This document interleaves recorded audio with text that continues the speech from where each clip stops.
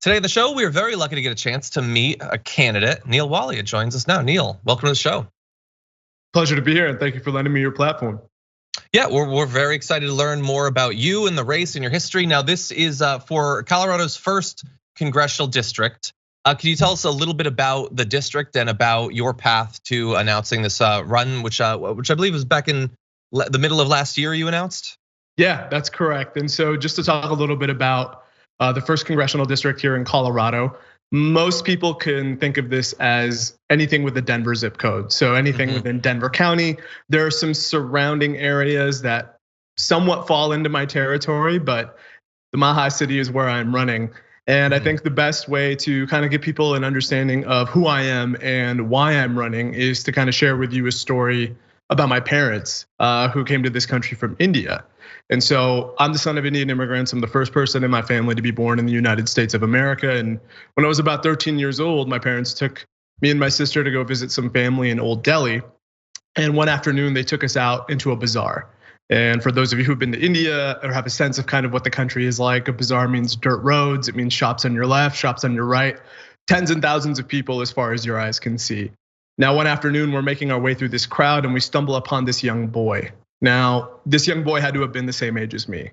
Same skin color, same eyes, same haircut.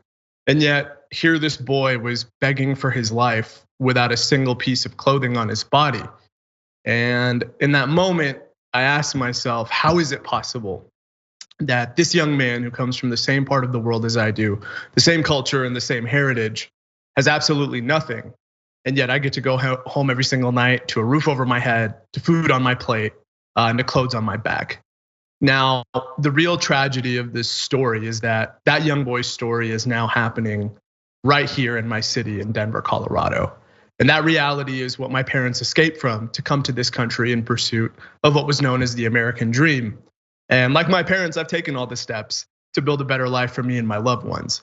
You know, I'm someone who's been privileged enough to go to both college and graduate school here in Denver. I taught English for 2 years. I spent 3 years working for the former governor of Colorado. That ended up taking me out to Washington, D.C., where I spent 5 years working on and off of Cap Hill. And yet, in spite of taking all of these steps, in spite of all these accomplishments, I now feel like my life is more vulnerable than it's ever felt. And what I mean by that is I'm currently being crushed by a lifetime of student debt. Can't afford to buy a home in the city that I want to live in. And now my parents, my dad's 70, my mom's close to 65. They're both public school educators here in Colorado. They're actively postponing their retirement, not only because of the economic insecurities that they're facing, but because they still feel like they have a role to play in supporting their children.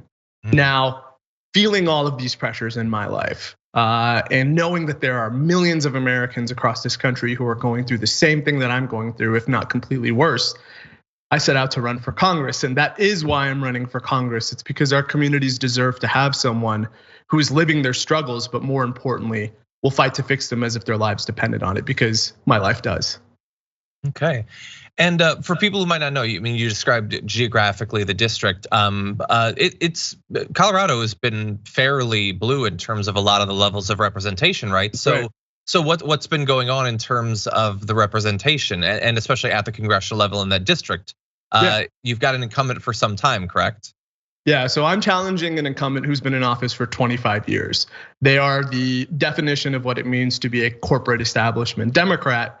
And if you've been paying attention to Denver or just Colorado as a state, especially in the last 10 years, we've seen a number of amazing accomplishments happen at the state and local level of government. And what I mean by that is whether it's recreationalized cannabis, whether it's ending qualified immunity here for law enforcement, whether it's ending the death penalty, or whether it's Bernie, who took the 2016 and 2020 primary decisively. We've long known that Denver, Colorado has been one of the progressive beacons of this nation. And yet, unfortunately, when we take a look up at our congressional representation for this district, I and many others don't feel like that spirit is being matched. And now what I mean by that is, you can go outside in Denver and you'll see people wearing Medicare for all beanies and bandanas, right? Like that's the kind of city this is. And people here have been waiting for a voice in the front of the progressive movement. And for me, one thing that makes me different than my opponent is kind of the policies that we believe in. I believe in healthcare as a human right. My opponent unfortunately does not. I believe in the Green New Deal. My opponent does not. I am someone who hasn't accepted a single penny from corporate PACs, and that will continue well after I'm elected. And unfortunately, my opponent is someone who's accepted upwards of $5 million from corporate PACs over the course of their career. And so when we're combining all of these things together, for me, it's clear that Denver is ready to take a step forward, and I'm hoping to make history in the June primary by doing that.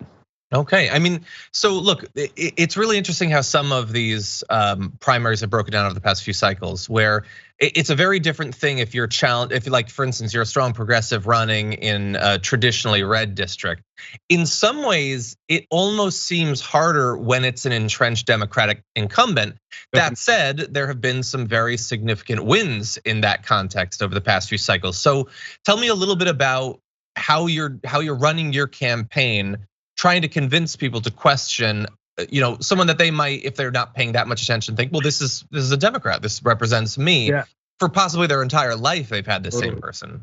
That's a great question. And I mean, I think that's one of the more important questions our voters need to be thinking about. And that is a challenge that I've faced over the course of this campaign trail. And I'll talk a little bit even positively about my opponent, right? And this is what I kind of tell voters when I'm engaging with them. When my opponent started their tenure in office 25 years ago, they were one of the few women who were in office. They were one of the few women who had extraordinary legal backgrounds, and they were one of the few members of Congress who were talking about issues that no one else was talking about, specifically women's reproductive rights. Now, when I'm talking to voters and they're asking me, well, what about the seniority and all those things? I'm kind of asking the question, well, what happens to any member of Congress after they've spent that many years in office and after they've taken that much money from the corporate sector? They no longer are prioritizing the people of their community. They're now becoming anchors for the party, for the donor class, and for the corporate class.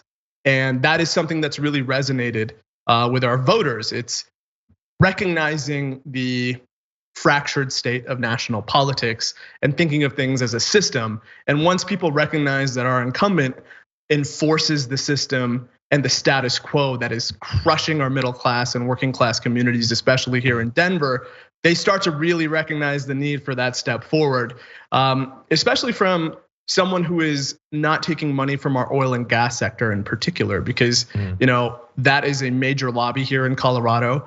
The vast majority of progressives all across our state take that money, even though they claim to be champions of environmental justice, climate change, and all of these things. And yet, they're taking the money from the same industry that we're fighting against. And so those are kind of the talking points I typically lay out for our communities. And they're eager to kind of step into the movement and help us take that step forward. Okay, well, I'm glad that you brought up that last point, because I want to talk about a few things I know are often raised as concerns when people are trying to evaluate what sort of representative will someone be, not just on policy terms, but so you've mentioned you're not accepting corporate PAC money, and you said no fossil fuel money there? That's correct. Okay, in terms of one of the big debates in Congress these days is the possibility of passing some sort of reform or ban on stock ownership by elected representatives. Do you have a position on that? Yeah, I support what both Alexandria Ocasio-Cortez, or I should say Representative Cortez, and even a member from our own state. His name is Joe Neguse. He's the first African-American representative to ever be elected in the history of Colorado. These are both individuals who are championing that stock should not be held or traded by members of Congress. I agree with that position and would advocate for that once I'm elected into office as well. Okay, I probably have an idea of this, considering that you're running a primary challenge to an incumbent Democrat. But let's say that you win. In terms of supporting future progressive primary challenges to establishment Democrats, how do you feel about that? Sorry, cut out for a quick second. Can you repeat that question? So let's say that you win your challenge, you get into office. In future cycles, endorsing and supporting primary challengers to establishment Democrats who would then be challenging your colleagues. How do you feel about that? Yeah, I think I would absolutely support people who are trying to challenge the Democratic establishment, right? I think if we want to define what it means to be a true progressive nowadays, that means having the courage to take on the corporate interests of the Democratic Party. And we know that there are a number of representatives, both in the House and the Senate, who are taking millions and millions of dollars from the same people that are funding the GOP. And if we recognize that's taking place, then we have to be ready to challenge our own party, and we have to be ready to support other candidates who have the courage, even if it's their first time running like me, even if it's going up against someone who is a 25-year sitting incumbent. We have to support the movement to challenge these individuals. And in the worst case scenario, even if we lose, hopefully our journeys will pull the party further left than what it is, because I think all of us would agree that the state of the Democratic Party is a deep concern to many of us in the country, and we have to be ready to fight that. I certainly agree. So if somebody's watching this and they'd like to get involved in your campaign, what are the best ways that they can do that? Yeah, that's a great question. First and foremost, please visit the website. It's nealwalia4congress.com. That's NEALWALIA for Congress.com. We have to amass a people-powered movement to not only make it to the ballot by March 15th. I have to collect 1,500 signatures from registered Democrats, but of course, once we make the ballot, we've got to take this election. And so, if you are in Colorado, please send me your information through the website. We will definitely be reaching out to you to engage you and have you participate in our movement. Second, for those of you who are not in Colorado, but you support the mission and you support what we're trying to do here, please consider donating to the campaign. My opponent will raise $2 million by snapping her finger over the course of this cycle. As you can imagine, as someone who is not accepting corporate PAC money and who is going against the entire Democratic establishment, our dollars are never going to be enough no matter how well we do. So if you have the ability to give even $5, $10 through the website, that will help me pay my staff meaningful wages, but then also make sure our message is heard across the entire state and entire country. And the final thing I would ask people to do is, follow us on social media. We're on Twitter, TikTok, Facebook, and Instagram. And in particular, I'll say TikTok has been a vehicle that has really excelled for us on this campaign trail. We do a day in the life of a progressive candidate segment that allows people to see what it's like for someone like me to run in this type of election. And my goal by hosting that segment was to educate other people who are trying to perhaps step into this space and take on a similar challenge as me. I want everyone to know what it's like so that they can be prepared to take our country forward in the right way. Awesome, I'm gonna have to check that out. Neal? Yeah, please do. I will. Neal, thank you for taking time out to talk with us. Really appreciate it. Hey, I appreciate you as well. Thank you again for lending me the platform, and thank you to everybody for listening. Thank you.